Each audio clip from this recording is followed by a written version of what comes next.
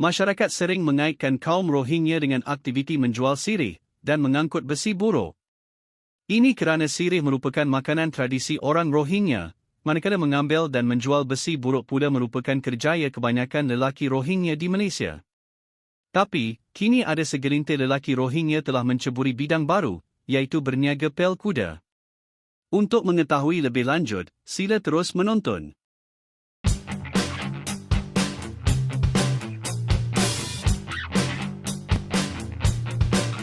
Dalam satu kejadian di Gua Musang, 2 orang lelaki Rohingya telah diberkas polis ketika sedang membawa pel kuda dalam kereta. 2 lelaki etnik Rohingya tersebut cuba melarikan diri dengan membuat pusingan U, sebaik menghampiri pemeriksaan polis di kilometer 9, Jalan Gua Musang, Kuala Lipis, pada Selasa, 21 Julai. 2 suspek berusia 36 dan 32 tahun itu bagaimanapun berjaya diberkas, selepas kereta Proton Preve yang dinaiki mereka terbabas, dan melanggar sebuah lori dalam kejadian kira-kira jam 11 pagi.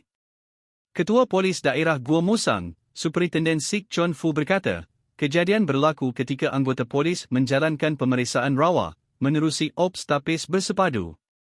Menurutnya, polis bertindak segera mengejar kenderaan tersebut dengan bantuan anggota dari Balai Polis Pertam. Kereta suspek akhirnya terbabas, dan melanggar sebuah lori di Kampung Kuala Lah, berhampiran Simpang 3 Jerik Merantur, sebelum kedua-dua mereka berjaya ditahan. Pemeriksaan lanjut menemui sebuah beg silang, mengandungi bungkusan plastik berisi 6,000 pel, disyaki dadah jenis pel kuda, dianggarkan bernilai RM60,000. Beliau berkata, polis turut merampas sebuah Proton Preve, 5 unit telefon bimbit, dan 1 kunci kereta bagi membantu siasatan.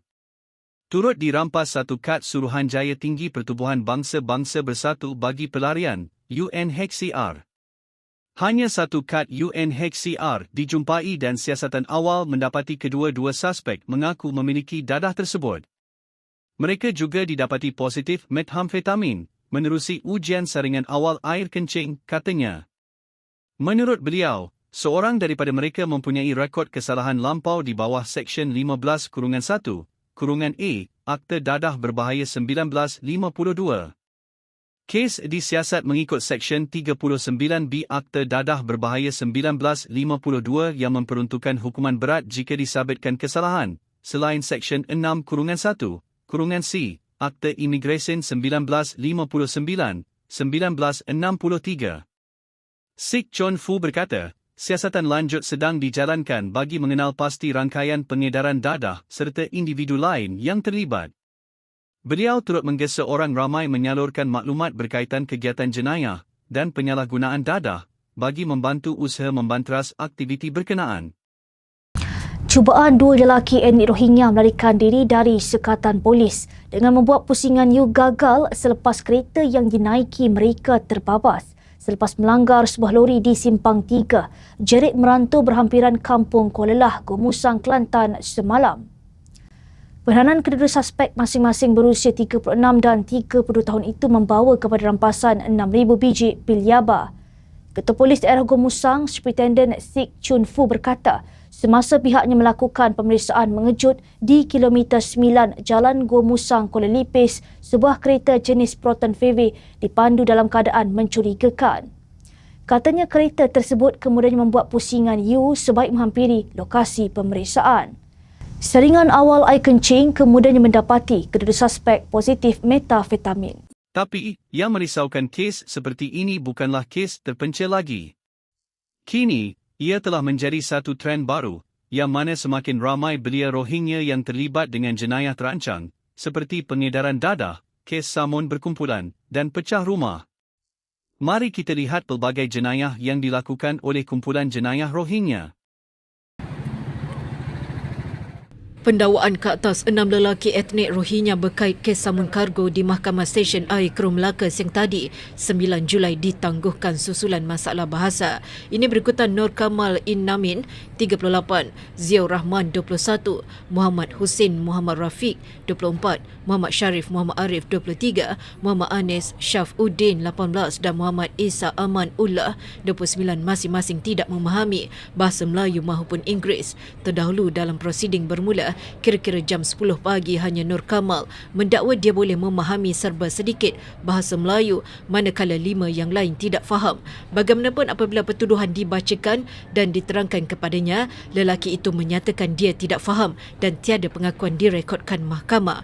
Hakim Raja Nur Adila Raja Mahyaldin kemudian menetapkan 10 Ogos depan untuk sebutan semula kes bagi membolehkan jurubahasa yang fasih berbahasa Myanmar hadir ke mahkamah. Sementara itu, pertuduhan terhadap 3 daripada mereka iaitu Muhammad Hussein, Muhammad Sharif dan Muhammad Anis di Mahkamah Magistrate berkait kes immigration turut ditangguhkan atas isu sama. Media semalam melaporkan polis menumpaskan satu kumpulan samun didalangi etnik Rohingya dipercayai terbabit dalam kejadian samun sebuah gudang penyimpanan barangan pembinaan di Sungai Udang bulan lalu, susulan penahanan 6 lelaki dalam operasi khas dikenali sebagai Ops Kargo. Kumpulan samun bersenjata dan pecah rumah dikenali geng Jahan yang didalangi etnik Rohingya tumpas dengan tertangkapnya 6 suspek dalam beberapa siri serbuan sejak Jumaat lalu. Geng itu bergiat aktif di 3 daerah termasuk Kuala Selangor dan Kuala Langat sejak Februari lalu yang beroperasi pada waktu malam hingga awal pagi. Ketua Polis Daerah Kelang Utara, Asisten Komisioner Nurul Huda Muhammad Saleh berkata, kegiatan haram geng itu terbongkar hasil penahanan 2 suspek di sebuah hotel bajet di sekitar Bandar Kelang jam 12.15 malam Jumaat lalu. Modus operandi geng ini adalah 4 orang suspek menaiki sebuah kereta Alza dengan bersenjatakan parang telah menyasarkan mangsa samun di jalanan dan jenayah pecah rumah yang ditinggalkan kosong. Dengan tertangkapnya 6 ahli kumpulan ini, setakat ini pihak polis percaya telah berjaya menyelesaikan lebih kurang 45 kes di beberapa daerah. Semakan mendapati suspek memiliki kad UNHCR tulen dan tiada rekod jenayah.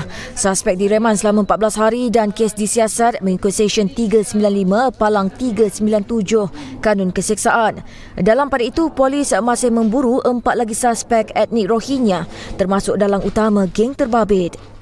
3 penjenayah etnik Rohingya yang ditembak mati selepas berbalas tembakan dengan polis di Selayang, Selangor dipercayai terlibat dalam 50 kes jenayah samun dan pecah rumah di 6 negeri sejak 2011. Ketua Polis Selangor, Datuk Hussein Omar Han berkata, modus operandi ketiga-tiga anggota geng rantau Fiesta itu adalah mensasarkan kediaman yang penghuninya tiada di rumah sebelum memecah masuk dan melarikan barangan berharga.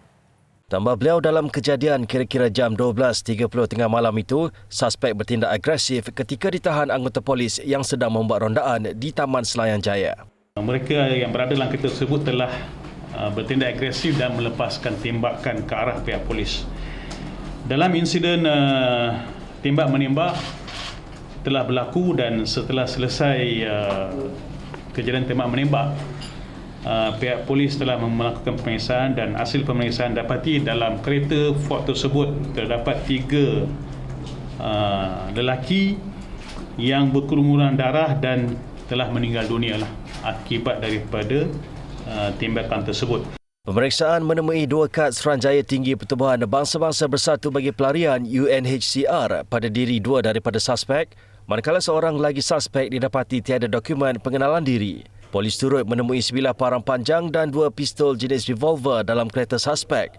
Polis percaya kumpulan itu terbabit dengan sekurang-kurangnya 27 kes pecah rumah dan samun di Selangor sepanjang tahun ini, membabitkan kerugian 1.3 juta ringgit. Semakan mendapati suspek utama mempunyai 12 rekod jenayah dan pernah ditahan pada 2016 atas kesalahan pecah rumah dan dibebaskan pada 2017.